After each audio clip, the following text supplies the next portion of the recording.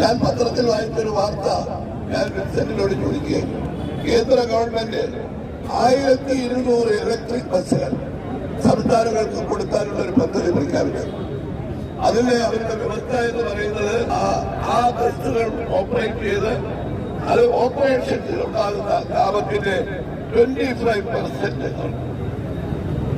ഇവിടെ മന്ത്രിയും മന്ത്രിസഭയും കൂടെ തീരുമാനിക്കുന്നത് ഞങ്ങൾക്ക് വേണ്ട. എന്താ കാര്യം? 6 കൊല്ലം കഴിഞ്ഞ് ഇതൊക്കെ റിപ്പയർ ചെയ്യാൻ അതിന്റെ സ്പെയർ പാർട്സും ഒക്കെ വാങ്ങാൻ ഒരുപാട് പണമാവും. അതിനെ കുറിച്ചാണോ ഓടിച്ചാർ എത്ര വല്ല? അതാണ് ഇവിടെയുള്ള പ്രധാന കാരണം. 1200 ഇലക്ട്രിക് ബസ് കേന്ദ്ര ഗവൺമെന്റിന്റെ പദ്ധതി അനുസരിച്ച് വാങ്ങിയാൽ 25% ഓപ്പറേറ്റിംഗ് ലാഭം അവർക്ക് കൊടുത്തു കഴിഞ്ഞാൽ പിന്നെ മന്ത്രിക്ക് എന്ത് കിട്ടും? LDF-ന് എന്ത് കിട്ടും?